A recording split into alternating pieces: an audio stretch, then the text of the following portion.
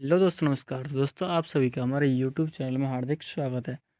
दोस्तों, आज की नई वीडियो होने वाली है। इसमें टॉप मोस्ट के जीएस के मोस्ट क्वेश्चन होने वाले हैं, जो लगभग 30 क्वेश्चन होंगे। तो आज का पहला प्रश्न है कि भारत के संविधान की अनुसूचियों की कुल संख्या कितनी है। तो ऑप्शन नंबर सी 12 12 संख्या है। इसके बाद प्रश्न नंबर 2 देखते हैं। जीएसटी के लिए संविधान संशोधन के परिणाम स्वरूप संविधान में निम्नलिखित में से कौन सा अनुच्छेद डाला गया। इम्पोर्टेंट क्वेश्चन है ये वाला। यानी कि जीएसटी के लिए संविधान संशोधन के परिणाम स्वरूप संविधान में निम्नलिखित में से कौन सा अनुच्छेद डाला गया जीएसटी के लिए। तो ऑप्शन नंबर ए अनुच्छेद 246 ए। अनुच्छेद 246 है। उसके बाद प्रश्न नंबर 3 पे चलते हैं। सिंगापुर की मुद्रा कौन सी है। तो option number B. Option number B right answer है। सिंगापुर की मुद्रा को सिंगापुर डॉलर बोला जाता है। उसके बाद प्रश्न नंबर 4 देखते हैं। पानी का घनत्व अधिकतम होता है। तो option number B 4 degree centigrade पर। 4 डिग्री सेंटीग्रेड पर पानी का घनत्व अधिकतम होता है। बस प्रश्न नंबर 5 देखते हैं। 82 डिग्री 30 जिसे भारत के मानक मेरिडियन के रूप में चुना गया है, उत्तर प्रदेश के किस जिले से होकर गुजरता है। तो इम्पोर्टेंट क्वेश्चन है ये वाला। यह है इलाहाबाद। इलाहाबाद से होकर गुजरता है। Option number B. उसके बाद प्रश्न नंबर 6 देखते हैं कि भारत में स्वतंत्रता के बाद से कितनी बार नोटबंदी हुई है। तो ये इम्पोर्टेंट क्वेश्चन है कि स्वतंत्रता के बाद से कितनी बार नोटबंदी हुई है। तो ऑप्शन नंबर 2 बार। वैसे इसका सही है राइट आंसर, अगर आपको पता हो, यानी कि भारत में अब तक कुल कितनी बार नोटबंदी हुई है, तो उसका कमेंट में ज़रूर जवाब दें। प्रश्न नंबर 7। उत्तर प्रदेश की सरकार को 2020-21 में निम्नलिखित में से किस क्षेत्र में वस्तु व सेवा कर के रूप में राज्य वस्तु और सेवा कर को छोड़कर सबसे अधिक राजस्व प्राप्त करने की उम्मीद है। तो ऑप्शन नंबर बी राज्य उत्पाद शुल्क। प्रश्न नंबर 7 देखते हैं कि भारत में जैन मान्यता के अनुसार एक तीर्थंकर को एक तीर्थ के संस्थापक के रूप में परिभाषित किया गया है। तो इनमें 24 तीर्थंकर हुए हैं, तो इनमें से पहले कौन है।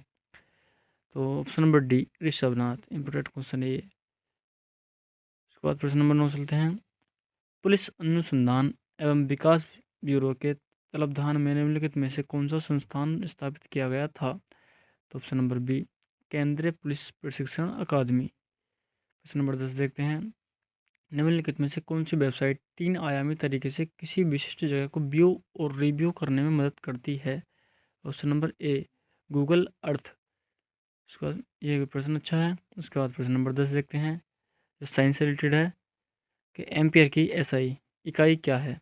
तो ऑप्शन नंबर सी विद्युत प्रवाह। प्रश्न नंबर 11 देखते हैं। तो इम्पोर्टेंट क्वेश्चन है ये 11, क्योंकि विटामिन से काफ़ी सारे क्वेश्चन बनते हैं। तो कौन सा विटामिन B6 का दूसरा नाम है। तो ऑप्शन नंबर सी पाइरिडॉक्सिन। पाइरिडॉक्सिन ही B6 का दूसरा नाम है। और प्रश्न नंबर 13 देखते हैं। मार्च 2020 में उत्तर प्रदेश सरकार द्वारा जारी आंकड़ों के अनुसार उत्तर प्रदेश के निम्नलिखित में से कौन से जिले ने राज्य के जीडीपी में न्यूनतम योगदान दिया है। तो इस तरह क्वेश्चन करंट अफेयर से बनते हैं। तो ऑप्शन नंबर सी श्रावस्ती। उसके बाद प्रश्न नंबर 14 देखते हैं। निम्नलिखित में से कौन सी पुस्तक अलेक्जेंडर ड्यूमा द्वारा लिखी गई है। इंपॉर्टेंट क्वेश्चन है। अलेक्जेंडर ड्यूमा द्वारा जो लिखी गई पुस्तक है, तो option number A the three musketeers. प्रश्न नंबर 15 देखते हैं कि निम्नलिखित में से कौन सा दिन केंद्रीय रिजर्व पुलिस बल CRPF के स्थापना दिवस के रूप में मनाया जाता है। तो ऑप्शन नंबर डी 27 जुलाई। उसके बाद प्रश्न नंबर 16 देखते हैं। 2018-19 की अवधि के दौरान राष्ट्रीय मानवाधिकार आयोग के अध्यक्ष निम्नलिखित में से कौन रहे। तो option number A HL Dattu. उसके बाद प्रश्न नंबर 17, जो कि वेरी इंपॉर्टेंट है, यानी कि वर्तमान समय में राष्ट्रीय मानवाधिकार आयोग के अध्यक्ष कौन है। यानी कि 2023 है ये। उसके बाद इसमें कौन है। Option number D Arun Kumar Mishra. यानी कि इसे बोलते हैं जस्टिस अरुण कुमार मिश्रा बोलते हैं। और प्रश्न नंबर 18 चलते हैं। भारत के थार रेगिस्तान में स्थित कच्छ का रण निम्नलिखित में से किस राज्य में उपस्थित है। यानी कि ऑप्शन नंबर डी गुजरात राज्य में स्थित है। उसके बाद प्रश्न नंबर 19।